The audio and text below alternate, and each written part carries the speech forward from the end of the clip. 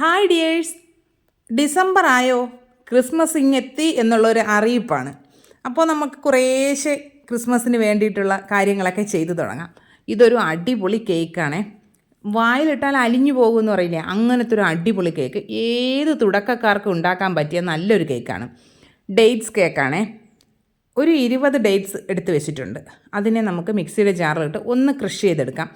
ഒരുപാടങ്ങ് അലിഞ്ഞിരിക്കുന്ന ഡേറ്റ്സ് എടുക്കരുത്, അത്യാവശ്യം സോഫ്റ്റ് ആയിട്ടുള്ള ഡേറ്റ്സ് വേണം എടുക്കാനായിട്ട്.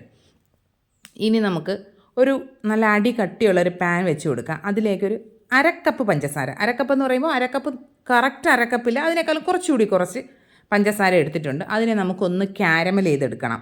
പഞ്ചസാര ഇതുപോലെ ഇട്ട് കൊടുത്തിട്ട് ആദ്യം നമ്മൾ ഇളക്കാനേ പാടില്ല. പഞ്ചസാര ചെറുതായിട്ടൊന്ന് അലിഞ്ഞു തുടങ്ങിയതിന് ശേഷം മാത്രം സ്പാച്ചുല വെച്ച് ഇളക്കി കൊടുക്കുക. ഇളക്കി പഞ്ചസാര എല്ലാം ഒന്ന് അലിഞ്ഞു വരണം. പഞ്ചസാര അലിഞ്ഞു തുടങ്ങുമ്പോഴേക്കും നമ്മൾ ഫ്ലെയിം ലോയിലാക്കി കൊടുക്കണം. ഇനി ഈ പഞ്ചസാര മുഴുവനായിട്ട് ഇങ്ങനെ പതഞ്ഞ് വരുമ്പോൾ ഇതിലേക്ക് നമുക്ക് വെള്ളം ഒഴിച്ചു കൊടുക്കാം. 3/4 കപ്പ് ചൂടുവെള്ളമാണ് ഞാൻ ഒഴിക്കുന്നത്. വെള്ളം ഒഴിക്കുമ്പോൾ ശ്രദ്ധിക്കുക, പൊട്ടിത്തെറിക്കും. അപ്പോൾ അതുകൊണ്ട് നമ്മളൊന്ന് ദൂരേക്ക് നിന്നിട്ട് വേണം ഈ വെള്ളം ഒഴിച്ചു കൊടുക്കാനായിട്ട്. തണുത്ത വെള്ളമാണ് ഒഴിക്കുന്നതെങ്കിൽ പെട്ടെന്ന് ഈ പഞ്ചസാര മുഴുവനായിട്ട് അങ്ങനെ കട്ടയായതുപോലെ ആകും. പിന്നെ അത് വീണ്ടും കുറച്ച് സമയം എടുക്കും അലിഞ്ഞു വരാനായിട്ട്. അതിനേക്കാളും നല്ലത് ചൂടുവെള്ളം ഒഴിക്കുന്നതാണ്. ചൂടുവെള്ളം ആകുമ്പോൾ പെട്ടെന്ന് തന്നെ അതങ്ങ് മെൽറ്റായി വരും.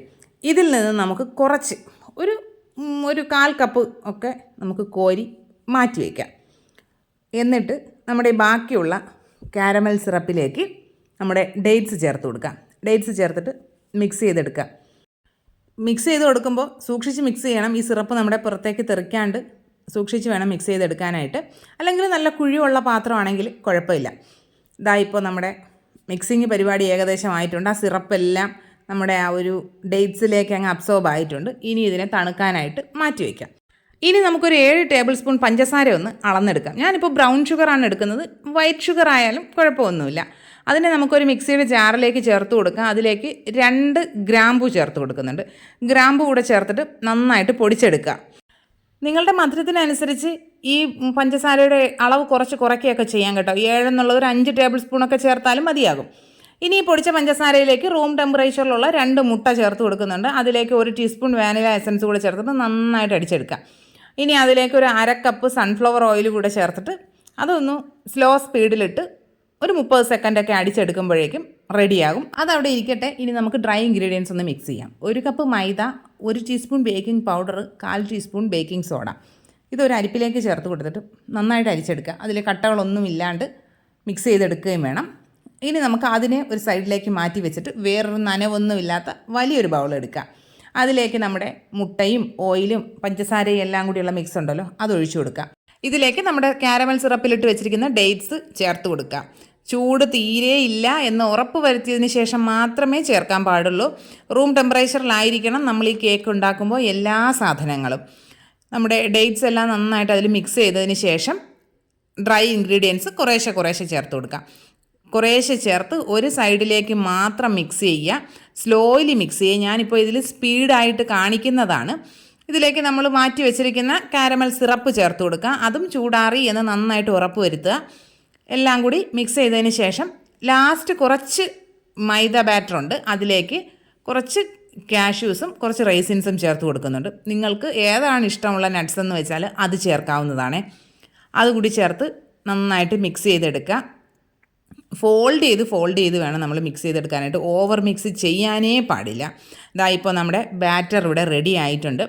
ഞാൻ 9 ഇഞ്ചിൻ്റെ ഒരു സ്ക്വയർ ടിന്നാണ് എടുത്തിരിക്കുന്നത്. നിങ്ങൾക്ക് റൗണ്ടിൻ്റെ ട്രേ ആയാലും മതിയാകും. അതിലേക്ക് കുറച്ച് ഓയിലൊക്കെ ബ്രഷ് ചെയ്ത് ഒരു ബട്ടർ പേപ്പറൊക്കെ ഇട്ടൊന്ന് റെഡിയാക്കി വെച്ചിട്ടുണ്ട്. നമ്മുടെ ബാറ്റർ മുഴുവനായിട്ട് അതിലേക്ക് ഒഴിച്ചു കൊടുക്കുക. ടാപ്പ് ചെയ്യുക. ഗാർണിഷിങ്ങിനായിട്ട് കുറച്ച് നട്ട്സ് ഞാൻ ഇട്ട് കൊടുക്കുന്നുണ്ട്.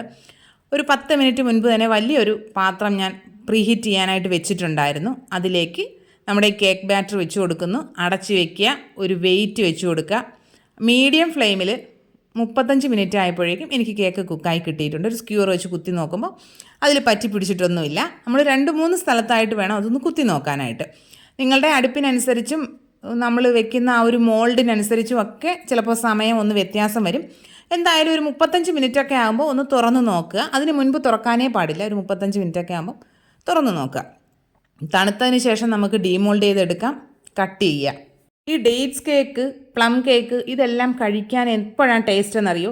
ഇത് നമ്മൾ ഇന്ന് ഉണ്ടാക്കിയിട്ട് പിറ്റേ ദിവസം കഴിക്കാനാണ് ഭയങ്കര ടേസ്റ്റ്. എല്ലാ കൂട്ടുകാരും ട്രൈ ചെയ്ത് നോക്കണം. ഇതുവരെ കേക്ക് ഉണ്ടാക്കിയിട്ടില്ല എങ്കിലും ഈ ഒരു റെസിപ്പി ട്രൈ ചെയ്ത് നോക്കൂ, നല്ല പെർഫെക്റ്റ് ആയിട്ട് കിട്ടും. വീഡിയോസൊക്കെ ഇഷ്ടപ്പെടുകയാണെങ്കിൽ ചാനൽ സബ്സ്ക്രൈബ് ചെയ്യുക, ലൈക്ക് ചെയ്യുക, കമൻറ്റ് ചെയ്യുക, ഷെയർ ചെയ്യുക, ഹൈപ്പ് ചെയ്യുക. ഇനി നമുക്ക് മറ്റൊരു വീഡിയോ ആയിട്ട് ഉടനെ തന്നെ കാണാം. അതുവരെ ബൈ.